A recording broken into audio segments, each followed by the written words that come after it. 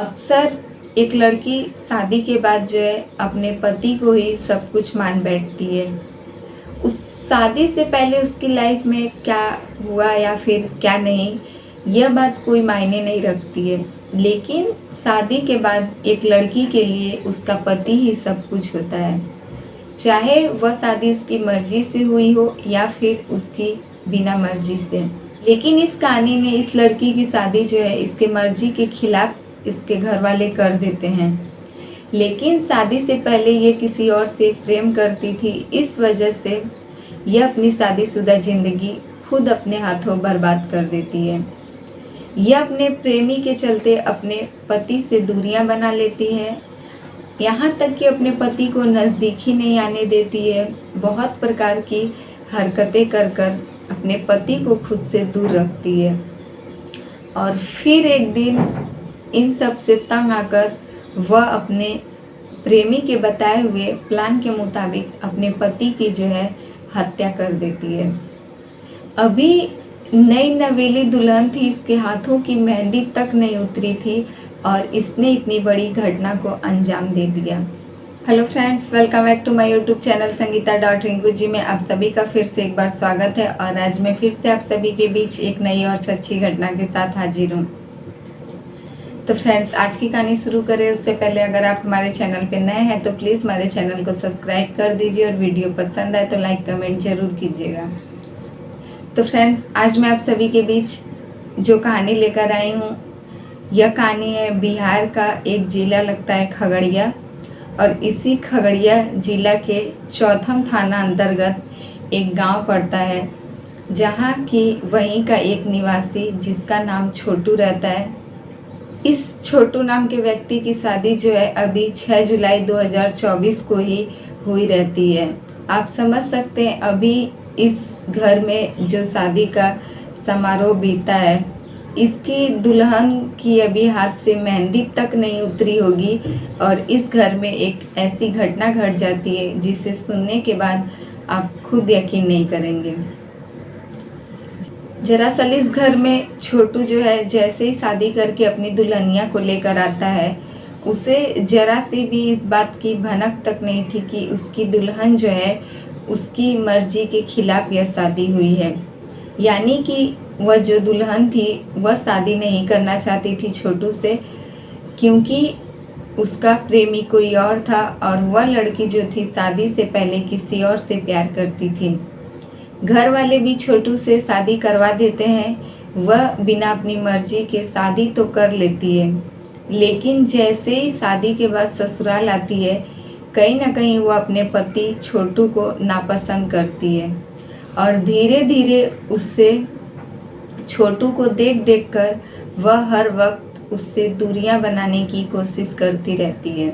जैसे छोटू कभी उसके नज़दीक जाने की कोशिश करता, वह उसकी जो दुल्हन थी वह हर वक्त किसी न किसी बात से उसको जो है खुद से दूर कर देती थी, या फिर कभी किसी बात का बहाना बनाकर छोटू को है खुद से दूरी रखती थी। लेकिन 1-2 दिन तक तो यह सब ठीक था। जैसे ही धीरे धीरे यह सिलसिला हर रोज़ का होने लगा, छोटू और उसके बीच वाद विवाद होना शुरू हो गया। धीरे धीरे यह बात परिवार वालों को भी पता चल गई कि आखिरकार इसके मन में है क्या।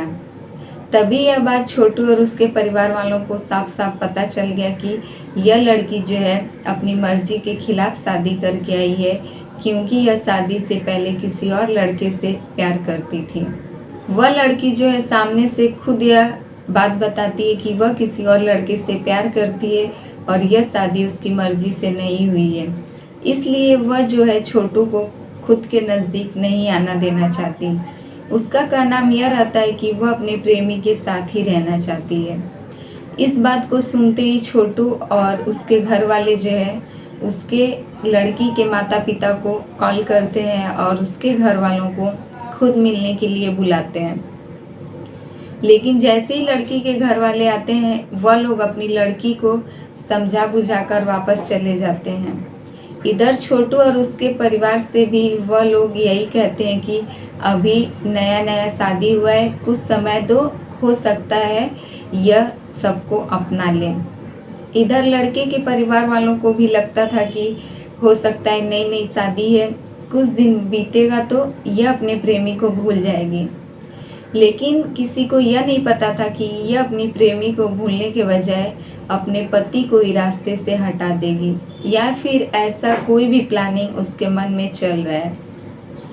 छोटू की जो पत्नी थी वह हर रोज़ अपने प्रेमी से फ़ोन पर बातचीत किया करती थी, और इस बात को जब भी छोटू पकड़ लेता था दोनों के बीच काफ़ी ज़्यादा वाद विवाद होता था। कई बार तो छोटू के नज़दीक जाने पर वह लड़की इसके शरीर को चोट पहुंचाती थी। ऐसी बहुत सी अजीब सी हरकत करती थी जिससे कि उसका पति उसके नज़दीक न आ पाए। यही सब के वजह से छोटू काफ़ी गुस्से में रहता था और वह अक्सर घर से बाहर ही रहता था। तभी एक दिन छोटू जो है अपनी पत्नी को फ़ोन पर अपने प्रेमी से बात करते हुए पकड़ लेता है। उसके बाद वह अपनी पत्नी को एक दो थप्पड़ भी मारता है और उसका फ़ोन लेकर वहीं तोड़कर फेंक देता है। उसके बाद बाहर चला जाता है। बाहर सभी लोग पूछते हैं, लेकिन यह बेचारा अपनी पत्नी के बारे में ऐसी बात किसी और से शेयर नहीं करना चाहता है, ना ही अपने दोस्तों से, ना ही किसी और से। यह इधर उधर की बात कहकर टाल देता था। आखिर यह अपनी पत्नी के बारे में यह सब किस प्रकार का है। अगर बाहर इसके दोस्तों में यह बात पता चल जाता तो कहीं ना कहीं इसकी भी बेइज्जती होती कि आखिर शादी को अभी 20-25 दिन ही हुए और इसकी पत्नी का किसी और के साथ अफेयर चल रहा है। इसी बदनामी के कारण छोटू जो है अपनी पत्नी की शिकायत किसी के भी सामने नहीं करता। सिर्फ उसके घर वाले जानते थे कि आखिर उसकी पत्नी के मन में क्या चल रहा है। बाद उसकी पत्नी जैसे ही अपनी प्रेमी से छिप छिप कर बातचीत करना शुरू कर देती है, उसके प्रेमी और उसके बीच यह एक प्लानिंग हो जाती है कि कैसे उसके पति छोटू को रास्ते से हटाया जाए। और फिर यह दोनों मिलकर पूरी प्लानिंग कर लेते हैं, और प्लानिंग के मुताबिक उसका प्रेमी जो था वह इससे कभी कभी मिलने भी आ जाया करता था। इसी वजह से सब लोग तंग आ गए थे कि आखिर परिवार की बदनामी भी हो रही है। तभी इसका प्रेमी एक दिन अपनी प्रेमिका को, जो कि छोटू की पत्नी थी, इसे कुछ नशीली दवाइयाँ ला कर देता है और यह उसे लेकर अपने पति के खाने में मिला देती है। जैसे ही उसका पति खाने के बाद बेहोश हो जाता है अपने कमरे में, यह जो है उसे रास्ते से हटाने की कोशिश करती है। जैसे ही यह उसके शरीर पर कुछ भारी सामान से वार करना चाहती है, वैसे ही छोटू उठकर बाहर निकलने वाला रहता है। वह घर से सोचता है बाहर निकल जाए अपनी जान बचाने के लिए, लेकिन यह महिला जो थी इतनी बेरहम तरीके से अपने पति की हत्या कर देती है। जैसे ही छोटू उठकर खड़ा होता है, यह पीछे से एक धारदार हथियार लेकर आती है और अपने ही पति के ऊपर वार कर देती है। उसके बाद उसका पति जो है वहीं फर्श पर गिर पड़ता है और यह अपने कमरे को अंदर से दरवाज़ा लॉक की ही रहती है, बल्कि एक खिड़की के जरिए निकलकर बाहर छत पर चली जाती है और अपने प्रेमी से बात करने लगती है। वह अपने प्रेमी को यह बताती है कि वह किस प्रकार पूरी घटना को अंजाम दे चुकी है, यानी कि अपने पति को रास्ते से हटा दी है। लेकिन जैसे ही वह कमरे से खिड़की के रास्ते से बाहर निकल रही थी, उसका एक छोटा सा देवर, जिसकी उम्र अभी 9 साल की है और इसका नाम हजरत बल्ली है, यह लड़का अपनी भाभी से कहता है कि आप इस प्रकार खिड़की से क्यों बाहर आ रही हैं? आपके कमरे का दरवाज़ा रहते हुए भी आप इस प्रकार क्यों बाहर निकल रही हैं? लेकिन यह महिला उसे डांट फटकार लगाकर कह देती है कि तुम जो है सोने चले जाओ। उसके बाद वह छत पर जाती है और अपनी प्रेमी से दिन भर फ़ोन पर बात करती है। जैसे ही शाम के वक्त पूरे घर वालों के लिए मैगी बनता है, उसकी पत्नी भी छत से नीचे जाती है और पूरे घर वालों के साथ बैठकर मैगी खाती है। तभी उसका छोटा भाई कहता है कि हम और छोटू भैया बचे हैं, आखिर भैया है कहाँ? जैसे ही वह छोटा सा लड़का अपने भैया को ढूंढते हुए उसके कमरे में जाता है, देखता है कि उसका कमरा अंदर से बंद है और अंदर कमरे में से दरवाजे के नीचे कुछ लाल कलर का बहता हुआ बाहर आ रहा है। यह लड़का जो है तुरंत घबरा जाता है और घर वालों को जाकर इसकी खबर देता है। जैसे ही घर वाले भाग कर आते हैं, देखते हैं उस कमरे से वह जो लाल कलर का था वह कहीं न कहीं रक्त बहकर आ रहा था।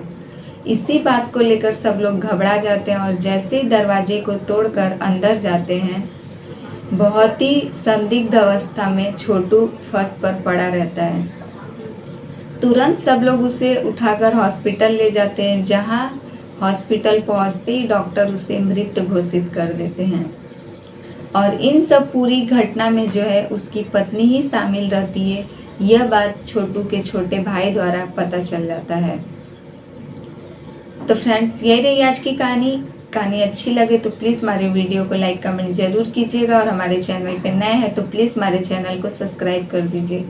फिर मिलेंगे आपसे ऐसे ही दूसरी सच्ची घटना के साथ। तो फ्रेंड्स, आज की कहानी में आप देख सकते हैं कि किस प्रकार एक पत्नी, जो कि वह भले ही शादी से पहले किसी भी लड़के से प्यार करती हो, लेकिन शादी के बाद वह किसी की पत्नी बन जाती है और कहीं न कहीं उसके ऊपर दो परिवार को संभालने की जिम्मेदारियां भी रहती हैं।